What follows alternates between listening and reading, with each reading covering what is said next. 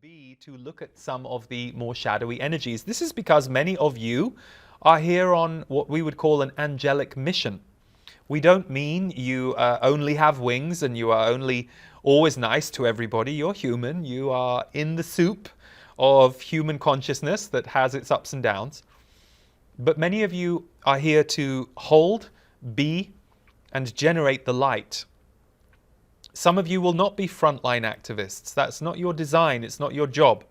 So for some of you, it can be very uncomfortable to touch on some of the more, shall we say, shadowy or hidden aspects on the planet. And yet we will tell you that that will be more and more a part of the conversation as you go through the coming decade. But, and this is a big, important but, every single day, your path, your way, your job, if you like, can be to generate, create, and experience light on the planet. You doing that is important vibrationally.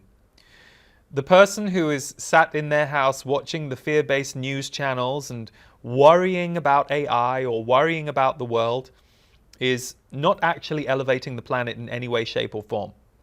The person who is sat in their house ignoring all of it, meditating, expanding their heart, feeling heart consciousness, connecting with heart consciousness on the planet, emanating that through their body, they're changing the vibration of the planet. Now, the judgmental human ego says, oh, but they're not doing anything. They're just avoiding, they're escaping. No, they're not. They're generating very necessary energies. You could say that the person who is addicted to the news cycle is actually addicted to the fear cycle. And what they're doing is regurgitating fear over and over again because they haven't figured out how to go beyond it.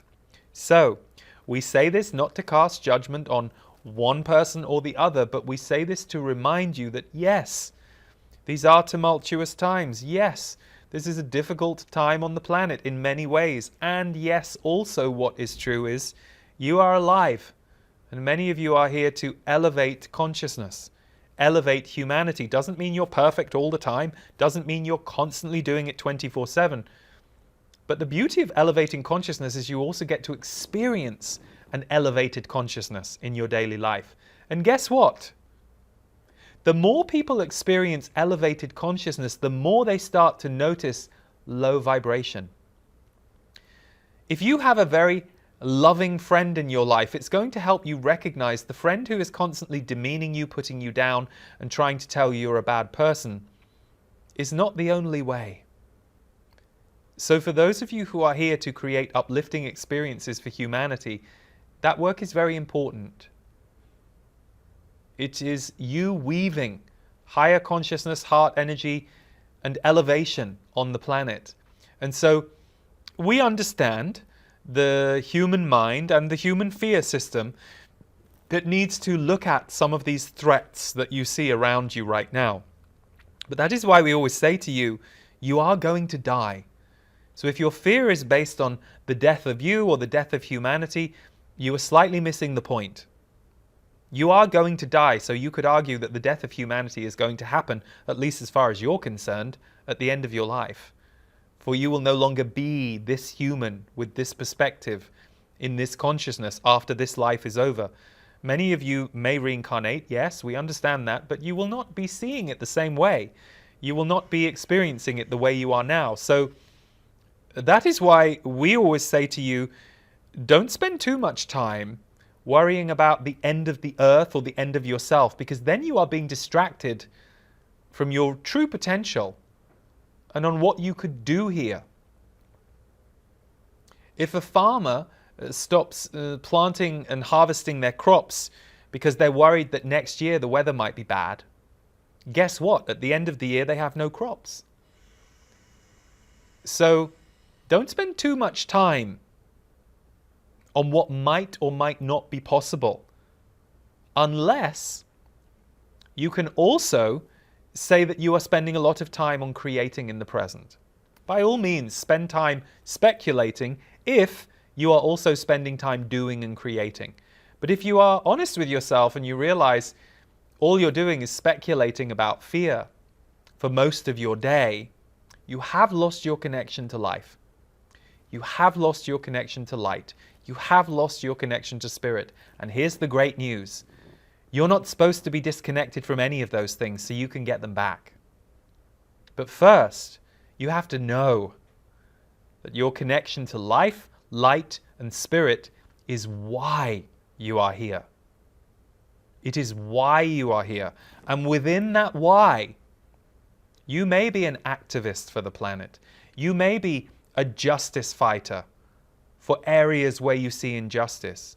You may be somebody whose job it is to help educate others to things they aren't quite seeing very clearly at this point. So, we say all of this with love. We are, in many ways, we will say, even though we are feeling some resistance from Lee as he knows what word we're about to use, and he knows how humans react to this, but we will say we are excited about your future.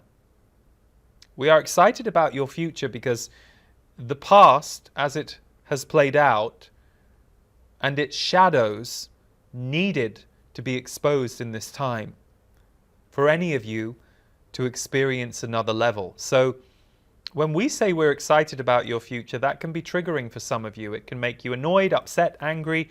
The part of you that wants to believe you are doomed wants to attack the part of us that just said we're excited. It's all interpretation. Words are interpreted by you, and then you react based on how you interpret that. We're excited that you're alive today, because to be alive and to be conscious from our perspective is an extraordinary thing. But we are excited about the revolution and the evolution that is happening on Earth right now because it's needed. You cannot carry on the track you're on. And the track you're on is currently being commanded by too few of the population. So, this is the reclamation age. Even though it will take place over quite a period of time, there will be a reclamation of humanity, of Earth, of you. But you can start today with yourself. Will you reclaim yourself? Will you allow yourself to rise in all your multidimensional glory? That is the work and the path. Good, in peace and in love to all.